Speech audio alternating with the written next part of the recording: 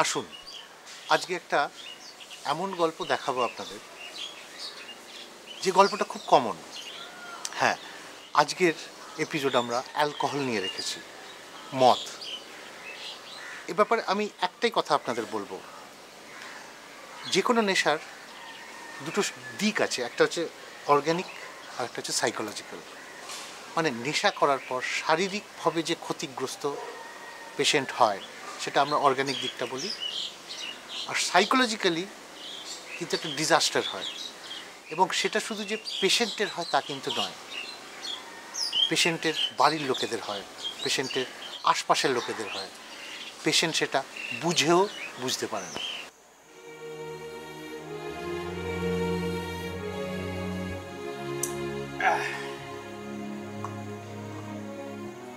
বুঝলি কানু, আমি আর মদ ছোব না। ব্যাস আজকেই শেষ। আর মদ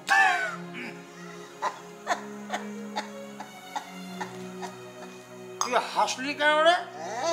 হাসলি কেন? তুই মদ ছুবি না? না তুই মদ ছুবি না? না, বেট ফেল। ফেললাম। কি ফেললে? ওই যে বললি বেট, কি বেট? এক বোতল রাম। এক বোতল না?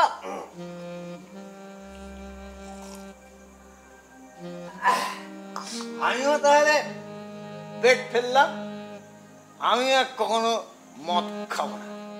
ওই ওই এক বোতল রাম, বেট বেট। তোকে মদ ধরতে কে বলেছিল? আমি মদ ধরেছি নাকি? মদই তো আমায় ধরেছিল। গুমাইস না তো, নয়, গুল মারছি না, গুল মারছি না, একেবারে একেবারে টুলু টুলু।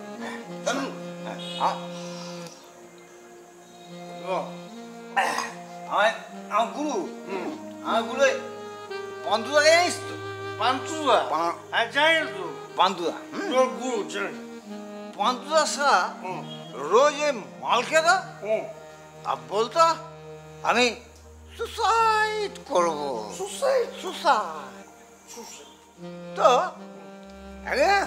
সত্যি সত্যি সত্যি সত্যি পান্তুদা পান্তুদা একটা রাস্তার কিনারে উঁচুতে দাঁড়িয়ে দাঁড়িয়ে গেল। উঁচুতে? উঁচুতে, হ্যাঁ। আচ্ছা। নিচে নদী, ঝোপঝাড় নদী? হ্যাঁ। আর পান্তুদা উঁচুতে উঁচুতে, হ্যাঁ। পান্তুদা পান্তুদা উঁচুতে, নিচে নদী? নদী, বুঝেছি। তারপরে? পান্তুদা ঝাঁপ দেয় দেয়, ঝাঁপ দেওয়ার জন্য নিচু,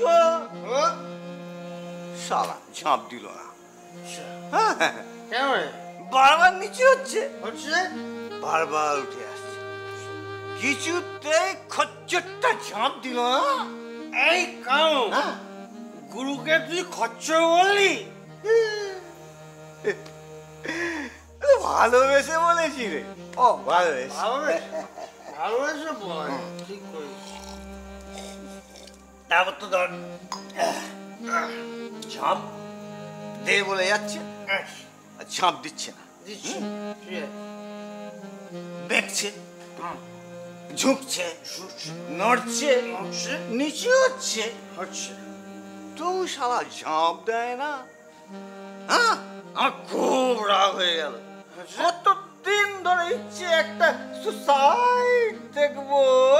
তাই তো। তবে সে কি ভালো জিনিস তো?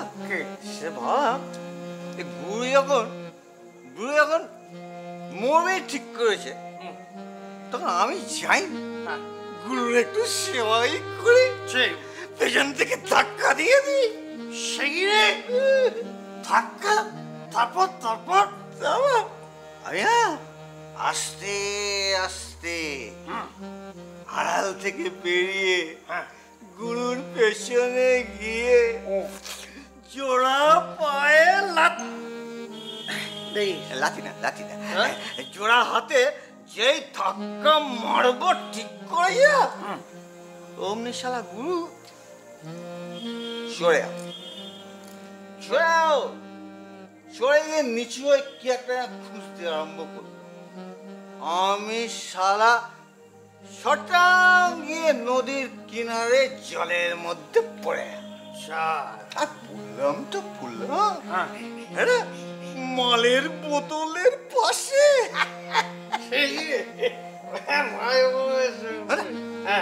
গুরু গুরু তখন দূর থেকে বলছে, কি বলছে? কেন আমার বোতলটা পড়ে গেছে, আচ্ছা, ওটা নিয়ে আয়।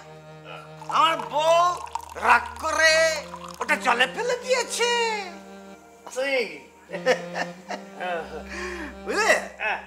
বোতলটা কি গুঁড়ো, আমি সবাই নিয়ে এসে গুঁড়োকে দিলাম।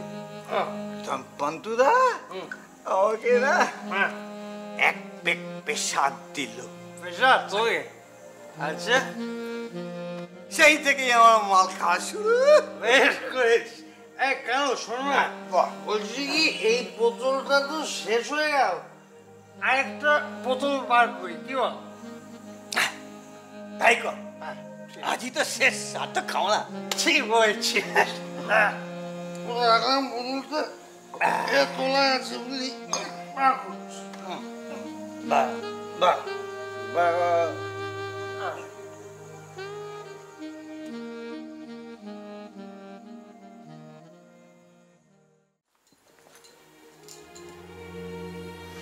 মা, মা আমরা কি সত্যি চলে যাব? তোর যদি ইচ্ছে হয় তুই থেকে জানা, তোকে তার জোর করিনি যাবার জন্য। না মা, আমি তোমাকে ছাড়া একা থাকবো না। কিন্তু বাবা, বাবা কি করে একা থাকবে তুমি বলো? তোর বাবার কথা বাবা ভাবতে। মা, বাবা আজ পর্যন্ত এক কাপ চা করে খায়নি, কি করে বাবা একা পারবে? পারলে খাবে, না পারলে খাবে না। আর অন্য রান্না সেগুলো কি করে করবে? তোর বাবা কি করবে না করবে আমি কিচ্ছু জানি না। মা, মা আমার ভীষণ কষ্ট হচ্ছে মা। বললাম তো, এত যখন কষ্ট তুই থেকে যা। আমি তোমাকে ছাড়া কি করে থাকবো মা? মা শোনো মা, তুমি একবার ভাবো। মিঠু, মিঠু তুই আমাকে দুর্বল করে দিস না মিঠু। ওই মানুষটাকে আমি আর সহ্য করতে পারছি না। আমার মান সম্মান সবকিছু ধুলে মিটিয়ে দিয়েছে। না মা, তুমি কেঁদো না মা, প্লিজ তুমি কেঁদো না। তুমি আমার কাঁদলে ছাত্রছাত্রীরা মুখ টিপে হাসে। এই তো সেদিন স্কুলের টিচার্স রুমে সুজাতা দি সকলের সামনে বলল, সাথী তোর বর আজকাল বড্ড ড্রিঙ্ক করে। আমি তো দেখলাম সেদিন পাড়ার ছেলেরা তোর বাবার পেছনে লাগছে। বল কত সহ্য করবো আমি? আমি আর পাচ্ছি না সহ্য করতে। এক সময় মনে হয় মরে যাই। এতদিন হচ্ছে একটা ভালো মন্দ কিছু করিনি, সেটা তোদের ভাগ্য ভালো। আমি আর ধৈর্যের বাঁধ বাঁধতে পারছি না। আমি আর একটু সহ্য করতে পারছি না। আমি এখান থেকে চলে যাবোই যাব। মা, মা তুমি প্লিজ কেঁদো না মা। তুমি কাঁদলে আমার খুব কষ্ট হয় মা, তুমি প্লিজ কেঁদো না মা, তুমি প্লিজ কেঁদো না মা। তাহলে মা আমরা আজকে রান্নাটা করে দিয়ে যাই রাত্রে। বাবা নাহলে কি খাবে বলো? তুই কি মনে করিস তোর বাবা আমার কেউ না? আমি ওর জন্য কিচ্ছু ভাবি না। ওরে ওরে আমাকে কি তোরা পাথর মনে করিস? না রে, ও রাত্রে রান্নার জন্য তো লক্ষ্মীদি রইল, লক্ষ্মীদি সব করে রাখবে। মা তুমি কেঁদো না মা, তুমি প্লিজ কেঁদো না। তোমাকে কাঁদতে দেখলে আমার খুব কষ্ট হয় মা। তুই জানিস তোর বাবা গত 15 দিন কেন অফিস যায়নি? কেন মা? তোর বাবাকে 1 মাসের জন্য অফিস থেকে সাসপেন্ড করেছে। সে কি? হ্যাঁ। তুমি জানলে কিরম করে? আমাকে তোর বাবার অফিস কলিগ নিখিল কাকু স্কুলে এসে সব কিছু বলেছে। অফিসে মদ খেয়ে ঢুকে সমস্ত কাজ গোলমাল করেছিল বলে বস ওকে সাসপেন্ড করেছে। মা যতই হোক তুমি সব কিছু ছেড়ে যাওয়ার আগে একবার ভাবো প্লিজ। দেখো মা, বাবা তো আমাদেরই একজন না, আমরা তিনজনে মিলেই তো একজন। কই আমার মান সম্মানের কথা তো তুই একবারও ভাবছিস না? আমিও তো একজন স্কুল টিচার, সমাজে আমারও তো একটা প্রতিপত্তি আছে, একটা সম্মান আছে। বেশ চলো মা, তুমি দাঁড়াও, আমি এক্ষুনি তৈরি হয়ে আসছি। মিঠু, তুই রান্নাঘরে গিয়ে দেখ তোর বাবার রাত্রির খাবারটা আমি তৈরি করে রেখে যাচ্ছি। আমার যে আর কোনো উপায় নেই রে, আমার কোনো উপায় নেই। মা তুমি কেঁদো না মা, মা আমি তো জানি মা তুমি কত ভালো মা, আমি তো জানি তুমি কত ভালো। তুমি কেঁদো না মা, তুমি প্লিজ কেঁদো না। আমি অনেক চেষ্টা করেছিলাম তোমার সাথে মানিয়ে চলতে, অনেক অপমান, লাঞ্ছনা ও গঞ্জনা সহ্য করেছি শুধু তোমার জন্য, তবুও ধৈর্য হারাইনি। কিন্তু আর পারলাম না। নিজের সম্মান রাখতে, মেয়ের ভবিষ্যতের কথা ভেবে তাই মেয়েকে নিয়ে তোমার থেকে দূরে সরে গেলাম। আমাকে ক্ষমা করে দিও। পারলে ড্রিঙ্ক করা বন্ধ করো। ইতি স্বাতী।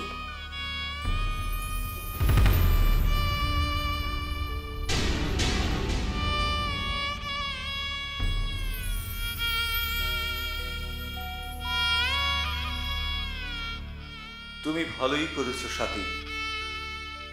আমার মতো মানুষের সঙ্গে তোমার মতো শিক্ষিত মার্জিত মেয়ের থাকা উচিত নয়। তুমি নেই, তবু আমি তোমার কাছে স্বীকার করি আমি মদ ছাড়তে চাই, সত্যি চিরদিনের মতো ছাড়তে চাই, কিন্তু কিছুতেই পারছি না। তুমি যদি একটু সাহায্য করতে আমি হয়তো এই যুদ্ধে হেরে যেতাম না।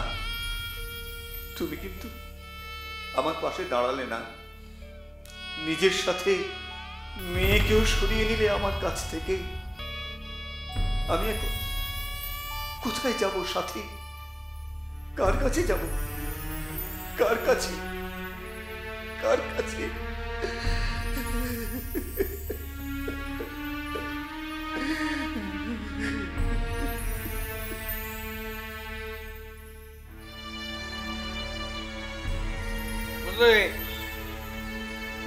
কেন? শোন না, বলছিলাম যে এই রাজ্যে যা অবস্থা বুঝলো, এক ক্যাচাল চলছে। তা আমি ঠিক করেছি যে আমি মুখ্যমন্ত্রী হব, চিফ মিনিস্টার। আমি ওসব কিচ্ছু হবো না, কিচ্ছু হবো না। কেন তুই কেন হবি না শুনি? মুখ্যমন্ত্রী হয়ে আর মাওবাদীরা এসে টিসিম টিসিম ঝেড়ে দিয়ে যাক আর কি। ঠিক বলেছিস তো, এরা তো ভাবেনি তুই সারা জাতে মাতা, তাহলে ঠিক। এই তুই মদ খা, আরো মদ খা, না একটু দিচ্ছি, খা মদ খা। না, কে? হ্যাঁ, আমার মদ খেতে ভাল লাগছে না, ভাল লাগছে। কেন ভালো লাগে না? আরে পোকা, এটা হচ্ছে লাইফের ফুয়েল, বুঝলি তো? সব টেনশন শেষ, শুধু মস্তি মস্তি আর মস্তি। এই কারণ শোন, আমি না ঠিক করেছি এতে বিদেশি জিনিস আর ছোঁয়া, দেশি দেশি জিনিস খাও, বিদেশি দ্রব্য বর্জন। তাতে কি হয় বলতো? দেশের অর্থনীতিটা মজবুত হবে, একদম যে সব বর্জন করলেও মজবুত হয়ে যাবে, দেশটা এগিয়ে যাবে, বুঝলি তো? এগোতে এগোতে একদিন দেশটা আমেরিকা হয়ে যাবে। ঠিক এগিয়ে তুই উঠে পড়ি না। এই তুই আর মাল খাবি না? কি হবে? এক কারণ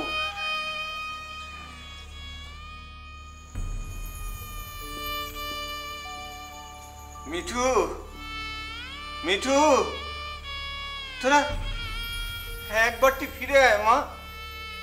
তোকে আর তো মাকে যে বড় দেখতে ইচ্ছে করছে। আমার আমার বড় মন কেমন করছে রে। আমি কথা দিচ্ছি, আমি কথা দিচ্ছি, আর কোনোদিন আমি মদ খাবো না, মদ ছোবো না। শুধু শুধু তোরা একবারটি ফিরে আয় মা, একবারটি ফিরে আয়, ফিরে আয় মা, ফিরে আয়।